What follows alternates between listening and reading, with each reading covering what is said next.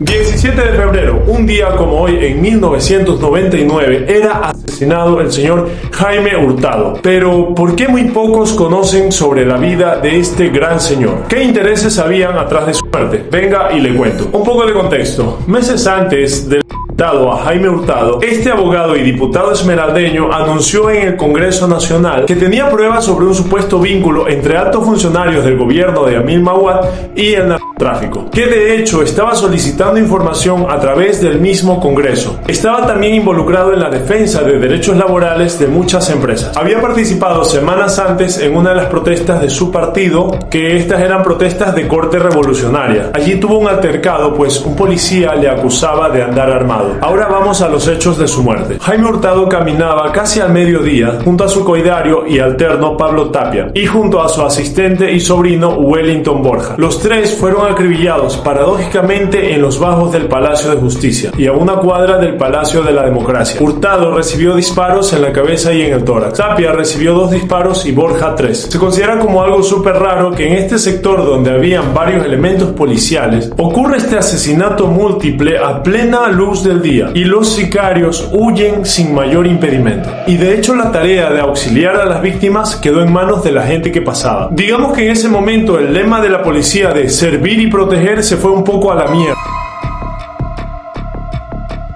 Jaime Hurtado recibió los primeros auxilios en el hospital Eugenio Espejo, pero murió en cuestión de minutos. Hubo una conmoción social con lo ocurrido. La familia de Jaime Hurtado estaba en un dolor indecible. No, ¿por qué? Toda su vida la dio. Las bases del MPD se arriesgan al señalar culpables ese mismo día. En la noche el presidente Yamil Maguad salió en cadena nacional diciendo lo típico, que sí, que vamos a ofrecer todo el aparataje estatal para resolver el crimen y bla bla bla bla bla. Luego el gobierno maneja la versión oficial y aquí te la cuento. Y prepárate porque aquí vienen unas cosas que son muy propias de una telenovela barata. Para empezar se tienen 2 pistas. Una de ellas la ubicación de este vehículo Suzuki Forza. Luego un amasijo de información que marea un poco. Porque mientras que aseguran haber capturado a 3 personas que según estos eran los autores materiales, pero también aseguran que encuentran 2 identikits de unos tipos que según eran colombianos y que también habían sido autores materiales del crimen. Unos tales Milante y Victorino que se fueron a Colombia según dicen ese mismo día con ayuda de la policía, etc. Y esto según parece lo usaron para dar una versión que conecte a Jaime Hurtado con la guerrilla colombiana, definiendo el crimen como algo que se ordenó desde allá, teniendo como desenlace la autoría intelectual de Carlos Castaño, una versión que desde la lógica ya es insostenible. Aparte, este tipo mencionó tiempo después que ellos no tenían en la mira a Jaime Hurtado. Y bueno, volviendo a los 3 ecuatorianos capturados. Uno de ellos, Washington Aguirre, según que lo había revelado todo. Y aquí algo de su declaración. El abogado Jaime Hurtado estaba apoyando a la guerrilla colombiana. Incluso había ayudado a salir a un agente del Caquetá, trayéndola al Ecuador, donde le había sacado documentos falsos para enviarlos a otros países. Por lo tanto, ellos, a los sicarios, le estaban haciendo un favor a Colombia y al Ecuador. Son como justicieros los señores, muy convincente. Y aquí algo interesante, Washington Aguirre luego dijo que en el informe del presidente se había omitido un 80% de todo lo que él declaró, y en esa parte faltante estaba la DEA y la policía como implicados en el crimen. Lo cierto es que en juicios posteriores, donde se interrogó a ciertos policías implicados, estos se acogieron al derecho del silencio. Pero, ¿cómo se capturó a estos 3 tipos? La versión oficial dice que se dio luego de allanar una vivienda. En este allanamiento resultó muerto Michael Oña, porque según dice la policía, este los había recibido a tiros y ellos también respondieron y bueno, que lo mataron. Un enfrentamiento del viejo oeste. Pero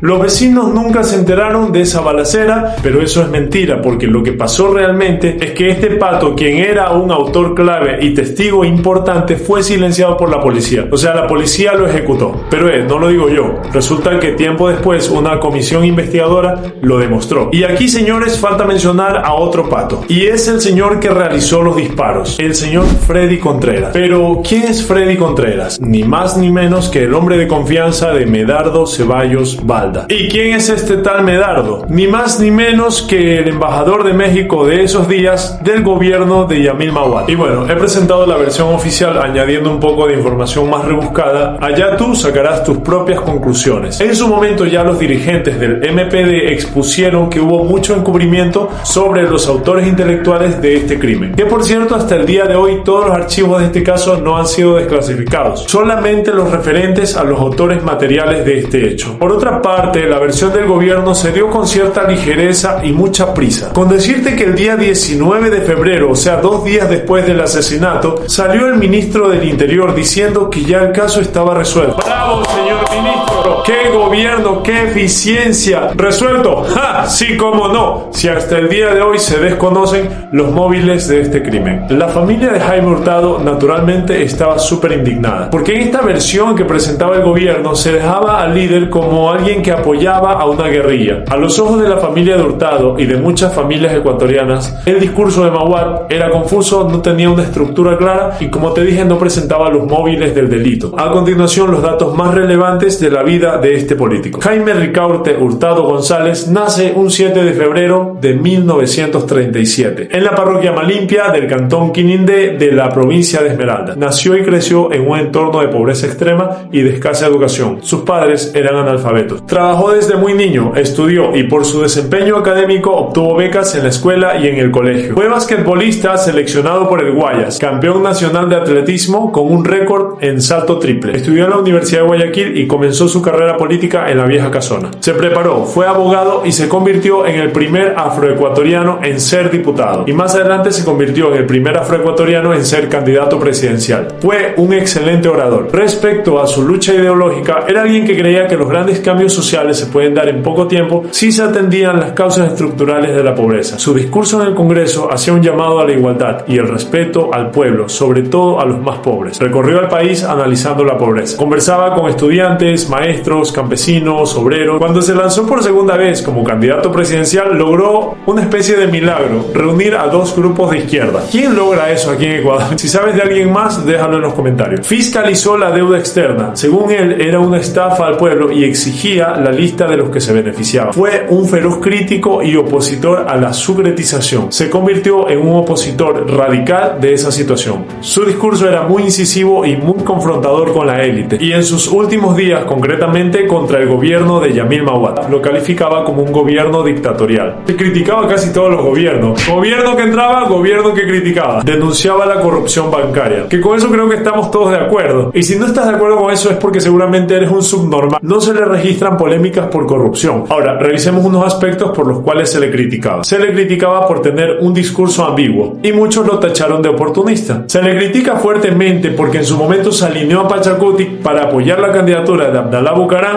en el 96. Sí, también me decepcioné en este punto, aunque más adelante se convirtió en opositor de Bucaram. También es muy cuestionado por sus detractores su vinculación con el grupo de combatientes populares. Y hasta aquí el video. Si tienes algún dato importante sobre Jaime Hurtado que consideres que he pasado por alto, déjalo en los comentarios y así aprendemos todos.